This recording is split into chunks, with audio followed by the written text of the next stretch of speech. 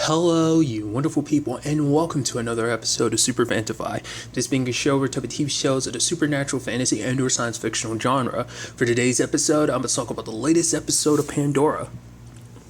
A lot of interesting things went down in this episode, so let's break it down. Obviously, picking up where the last episode left off, Raylan, Jax, and Xander are looking at the Zatarian fleet, and it's like, okay, what's going on with this? There's a whole situation with Raylan saying that he doesn't know what's up. The question then becomes, is he lying? Is he telling the truth? I think he's telling the truth. I think it's just the thing is that there's a lot going on that he's not aware of. Basically, later on, he explains it as a situation of like, much like there's humans who are against the whole peace treaty situation, that there are Zatarians as well. There's like factions who are just longing to kind of reignite this war, who want to wipe out humans and whatnot. But the thing is, he's like, we should go contact my father about this because this is just as much of a problem for Zatar as it is humans, because it's like, okay, this could reignite war and that's not what all my people want, and maybe just a small fraction do. But then the thing is, what if that's actually what his father wants too? Like, I mean, who's to say his father isn't leading this particular faction? That's the thing. And I think Raylan is being honest about what he knows, but I think, he might be under the wrong impression, because I think he's one of the people who does want peace between Zatarians and humans, but so we'll see on that front.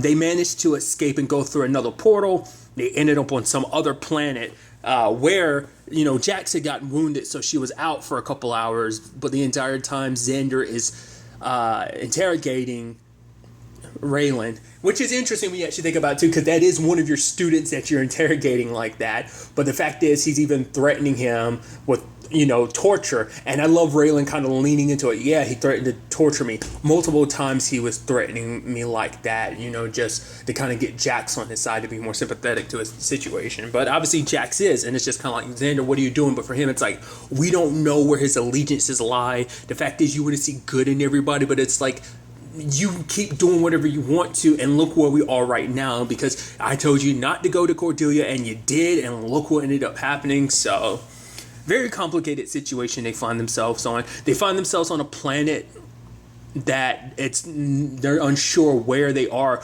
but there's like military vehicles and stuff like that look like stuff from Earth. And it turns out that basically, because we end up kind of hard cutting to like the classroom discussion, that basically during the Great Migration, not every ship was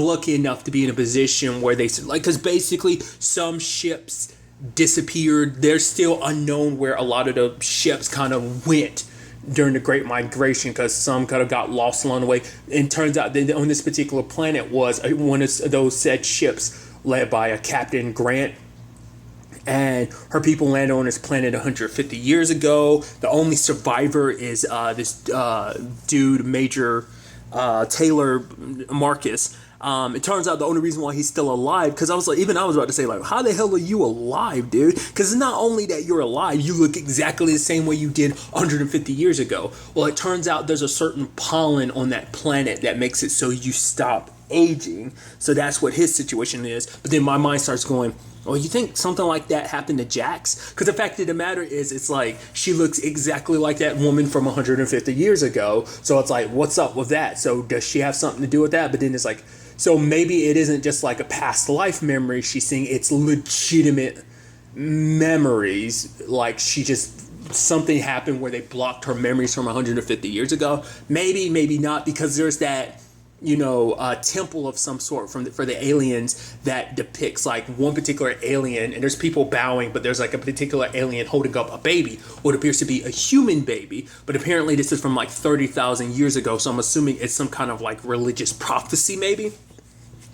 It turns out that's actually why the same aliens that were in New Portland, the reason why they attacked Marcus and his people, because they had been there for because it was like a 5-year cut between we're crash landed here, and then we're kind of getting used to living here. So it's like there was a 5-year gap that they never messed with them until they entered that temple, or maybe they weren't aware of the humans being there the entire time. Maybe it's maybe this particular planet is like where their temple is. Other than that, they don't really go there. But the moment they heard, maybe they have sensors that's like, oh, humans step foot in that temple, and that's what alerted the aliens to come after them then and there. Because I was like, yeah, in the entire 5 years they were there, it didn't seem like it hadn't come up about like aliens. So I'm like, why did it take that long for the aliens to finally come after them after all of that, you know? But it's got to suck for Marcus because he's literally the only survivor. Even to the point he's a little crazy because he has a friend named Elliot. And it's like, oh, I thought you were the only survivor. And he's like, yeah, the Elliot's over there. And it's like, and you have Xander looking at him like, oh, this guy's batshit crazy. He's like, say hi to Elliot. And Xander's like, hi, Elliot.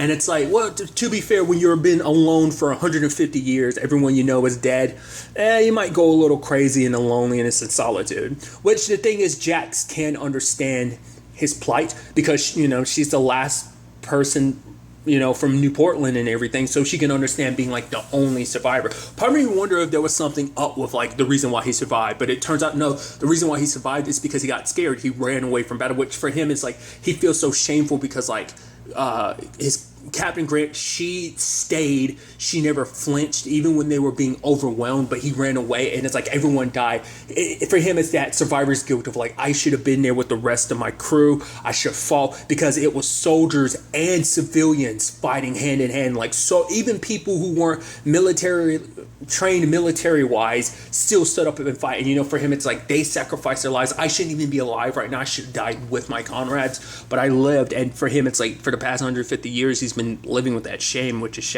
you know, that's sad, you know, to kind of be under those circumstances. So it's also interesting because there's the whole, you know, like obviously once again the whole thing from Xander and Jax about should they trust Raylan or not, because it's like, why did it just happen to be on Euphoria 7 at the time? Like, it's a little suspicious. We know the answer to that. It even comes up later on because she's like, all right, I believe you would never lie to me, but tell me the truth. Why did you show up in Euphoria 7 when you did?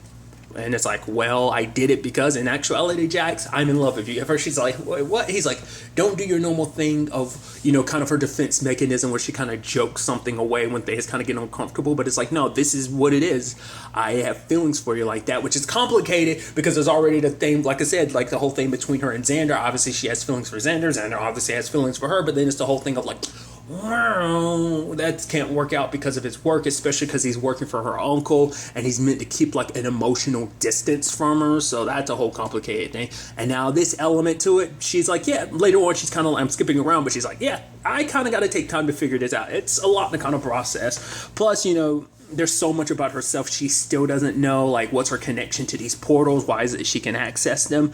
Like I said, part of me's kind of going back to, you know, the prophecy, well, the quote unquote prophecy. It seems like maybe it's hard to say because the fact that they said a human baby, maybe she is an alien, she just looks like a human, or maybe she is part human but maybe she's mixed in with a little bit of alien DNA. Once again, the question is, if she isn't like, you know, if she's not the same woman from 150 years ago that she stopped aging and all that, so it's like, why does she look like this particular person from 150 years ago? You know, why wouldn't she have any memories of it? Like, why does she have the biology that she does to the point that like certain things that should affect a human don't affect her is a big thing? You know, there's a lot to it. Big question again, kind of picking up where I brought up earlier about how it took them like 5 years for the aliens to attack, but it's like, why are they so dead set on killing humans? I mean, I guess the same thing. It's kind of like, well, maybe they have a similar history to maybe the Zetarians, like why the Zetarians went to war with humans in the first place too.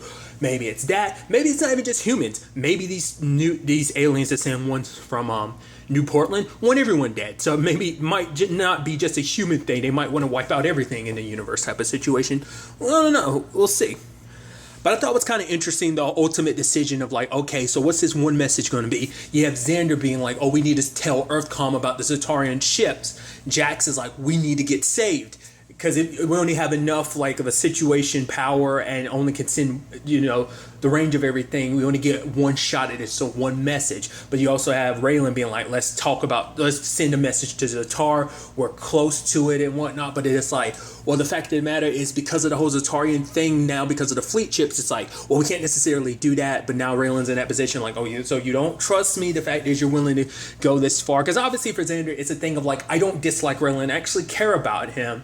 I don't want him to die either, but I have my duties. It's that whole thing again of kind of putting his duties amongst before anything else, because it comes before the Zatarian fleet ships and their own safety. This is critical information that could be used to prepare EarthCom for what's to come and could end up saving millions of lives. So there's that whole thing. But Jax, doing what she normally does, kind of jumps the gun and kind of does what she feels is right, and she let the group of people she knows she can trust, her friends. So she sends a message to Pilar, and Atria is there, and they both go to Osborn again, because they came at first being like, yeah, Raylan, as well as Xander and Jax haven't come back yet. Like, the fact of the matter is that things didn't seem right, because she looked into it and it's like there was no records of them leaving Euphoria 7, or even records that they were still on Euphoria 7. So that's a whole complicated thing. But they kind of convinced Osborn to take them with him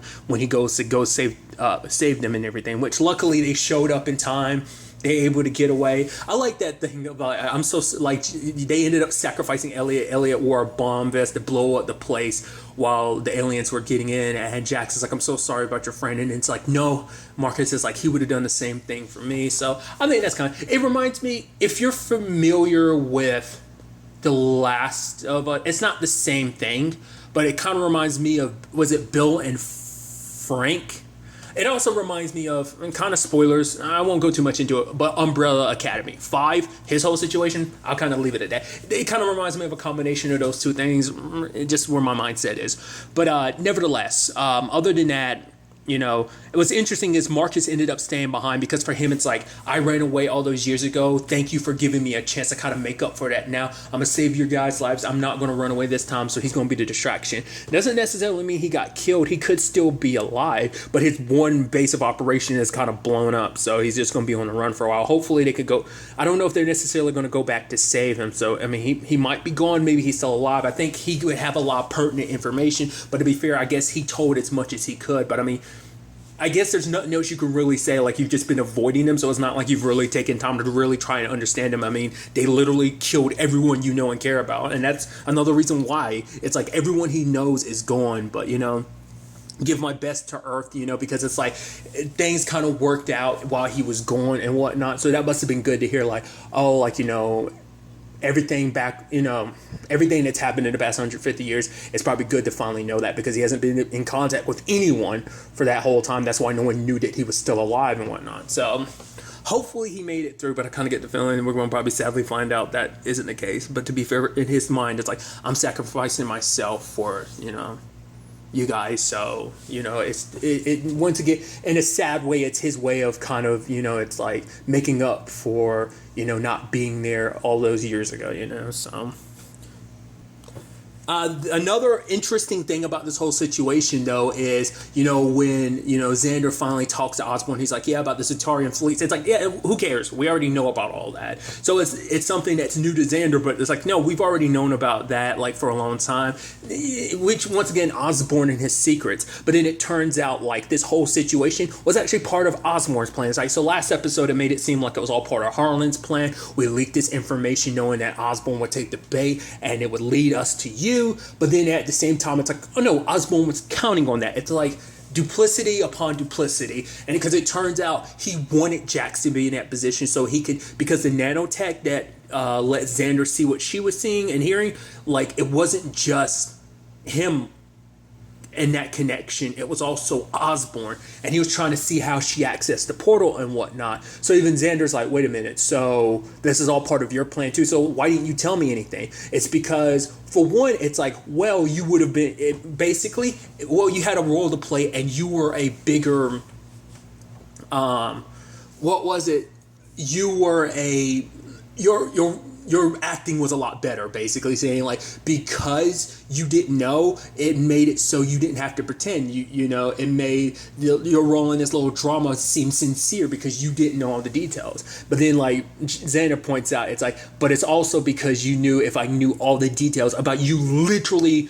putting your niece in Harlan's hands, that I wouldn't agree with it. And Osborn's kind of like, well, yeah, that too. So it's like, geez, like, once again, like, that shows me more and more that, you know, there is no personal connection. Like, all Jax is a test subject to him. She is not his niece. Like I said, she is not her sister. Like I said, they were meant to be like Pandora's caretakers, and just more and more time goes by, the callousness that Osborn has towards her, because you can tell Xander is very conflicted because he's caught between his duties and the fact that he cares about her. Osborn looks at her as nothing like but a means to an end, so he's willing to use her. It's like, oh yeah, who cares, like the emotional toll, like meeting up with Cordelia, using her like that it would do to Jax. Who cares?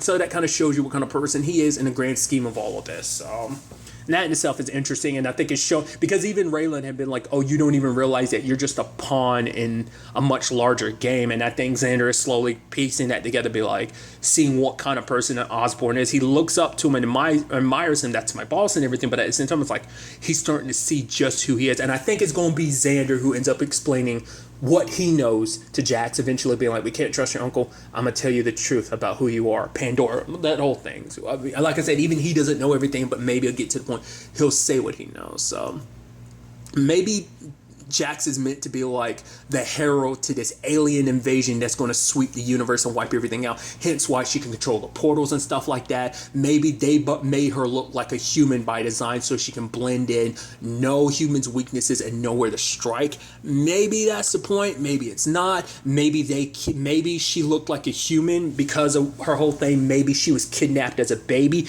Maybe she was raised by Osborn's sister, but she's not legitimately Osborn's sister's daughter. That's legitimately not his niece. That's when I'm, like I said, my mind's thinking all of that. We'll ultimately have to wait and see. But there's also another element to this episode, and that's the whole Atria and Thomas situation. Because obviously, you know, you have Atria kind of having feelings for Raylan. That's kind of getting revealed now. I also love that, like, you have Pilar being the one being like, you know, I must be the only one that cares about my grades and celibacy, because it's like, we actually think about it in the grand scheme of things, literally everyone in this group is just hooking up all the time. It's like, yeah, in the grand scheme of things, you know, she's the one that's kind of not really romantically interested in anyone right now, at least that we're aware of. Like I said, there's the whole complicated circle of friends love situations going around, as I've kind of expressed last episode and this episode. But nevertheless, Thomas is I was kind of like, Thomas is a bit of a dick in this episode, just because he's like, could you stop saying that stuff for like 1 minute, Adrian? She's like, I'm not even saying anything. It's like, I guess in her mind, she must be thinking about Raylan a lot, and it's just making Thomas feel worse. It's like, for what he even talks about later on, it's like, he's heartbroken. He literally was in love with Atria. Now it's like, now they're not together. And just for him, it's like, her concern for Raylan is just more of a dagger in his heart every time. It's like the drawback to, you know, not only just being an empath, but having telekinetic abilities. I'm sure it's not one or the other. I'm sure it's both hitting at the same time, which is just terrible at this time, especially if you're just broken up. That's just got to be the suckiest thing ever. But Atria is like, I am here for you. I do love you, just not in a way that you want me to. Because the fact of the matter is, this is my first ever real relationship, and I'm just trying to be honest with my feelings. Yeah, I feel the way about Raylan, but it's like, I do care about you too. I am looking out for your well-being. He was popping pills. I was thinking like, oh, this is going to turn nasty. It doesn't necessarily. I guess it's maybe like some mental blockers, or maybe it's just pain meds. I mean, he gets snooty with Atria being like, oh, I'm not your problem anymore, so why do you care? It's like, come on, dude, don't be a dick. To be fair, once again, you kind of pushed her in this situation. Let's not forget, you were telling her like, oh, you should be this and that. It's like, you wanted her to kind of fit this mold of being your girlfriend. Like, that was never something she was familiar with. You're the one that kind of pushed her in that situation. So it's not necessarily pushed, but you get what I'm saying? Like, he was kind of snooty about it. Not snooty. Snooty's not the right word, but it's like, his way of going about the relationship was kind of a little dickish, because it's like, oh, I want you to change for me, even though relationships aren't something you're familiar with or ever been in one, other than kind of a sexual relationship with people. I want you to be in an emotional relationship with me. That's why I'm kind of like, just because, you know, so from the very beginning, it just seemed a little off. But at the same time, you could make the argument, well, it's because she doesn't really know. Because the whole thing was like, because I'm a clone, do I even have a soul? Do I even really know what that means? It kind of really clicked with her. You know, there's that whole thing. That's kind of was her thought process, you know? So like, obviously, like, who she is personality wise shows that she is just more than just a clone. She is her own person. So that, like I said, that's its own thing. But obviously for Thomas, he has to get away from people because it's just too much, to the point, like, I think it's a combination of his telepathy and his telekinesis. Like, it's becoming so overwhelming. Like, you hear glass starting shattering into place, the lights black out and the bar, because I think because of the heightened pain from his telepathy, it kind of automatically activated his telekinesis to do that, or maybe his telepathy kind of started waving out because he was like, I don't want to hurt you or anybody else. So I think maybe like when one gets pushed to its limit, like the other ability kind of kicks in as kind of reflex maybe. But last thing we see in the episode is Thomas out in space. Like, he tried to get as far away from people as possible, and he's like, good, it's finally quiet, and he passes out in the ship, but the ship's warning like there's only 17% oxygen left, so it's like, is someone else going to pick him up? Because Atria and them don't, like, because Jax is at, so well, where's Thomas? Like, I thought he'd be here. Is he still mad at me? But then Atria is probably thinking like, no, he's more so mad at me, but everything that he's also going through on top of all that is just added a lot to it. So I'm interested to see where they end up going with that whole situation. Like I said, he's out there kind of passed out, oxygen's low and whatnot. His need, to be fair, it's just a terrible combination of your telekinetic ability making it so you can't really be around anyone right now without hearing their thoughts. Because he'd even said, like, yeah, I couldn't even go to the simulation because I was hearing Harry's voice thoughts. And he's like, who's Harry? My horse. I was like, Jesus, dude, that's really something. If you're even hearing animals' thoughts, I wonder what did that sound like. It might not even be like in a language that you can understand, but it's just like the thoughts are flooding your head regardless. I just think it's kind of interesting. So I'm interested ultimately to see where all this ends up taking us going forward into the next episode. But really, that's all I want to talk about. Until the next time we meet, be happy, be safe, live life to the fullest, and enjoy it. Good day and goodbye.